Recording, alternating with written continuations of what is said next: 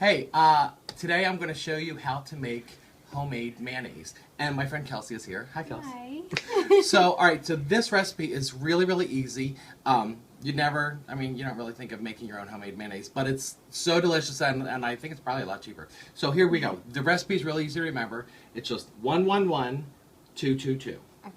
Very simple. So I'm going to give you the 111. So you have your teaspoon. I do. I just want you to do a teaspoon of salt, a teaspoon of sugar, and a teaspoon of mustard. Okay? Okay. In the food processor.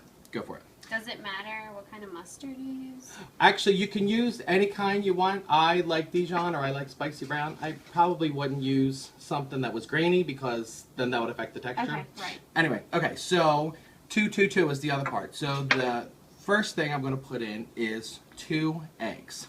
Now these are in a bowl of warm water because they need to be room temperature. And the reason for that is because we want to create an emulsion. And here we go, into the bowl. There we go. We want to make an emulsion, and that's when we're blending two things together that don't want to be blended together. In this case, the oil with everything else.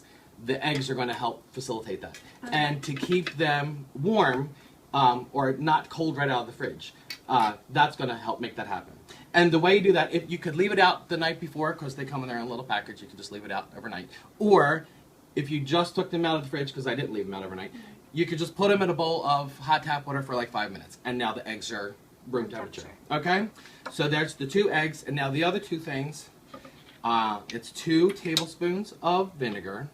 And this I like to use just plain, I'm measuring over that and going in. Plain white vinegar. You could use wine vinegar or other kind of vinegar if you want, but this is my favorite. Just plain. Does it affect the taste at all? It does. You could even use lemon juice if you wanted instead Oh. of the vinegar, and it'll give a brighter taste depending on, you know what I mean? Okay. I wouldn't use balsamic vinegar because that's going to make it, or red wine vinegar because that's going to make it's going to change the color. It's going to make it look weird. Right. All right, so here we go. All right, so now we're blending, and now I'm just going to start pouring 2 cups of oil. That's the last 2.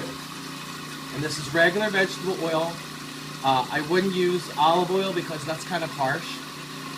It's a stronger taste. You can use canola oil.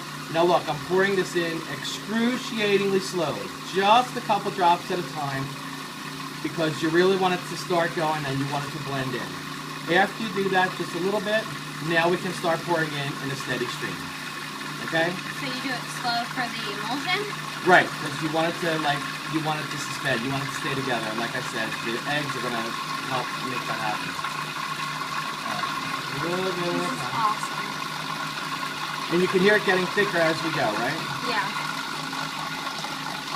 Almost done, almost done. Have you ever done anything like this before? Never. Never. I love it. I've never made my own condiments. Alright, so there it is. Just about almost in. Boom.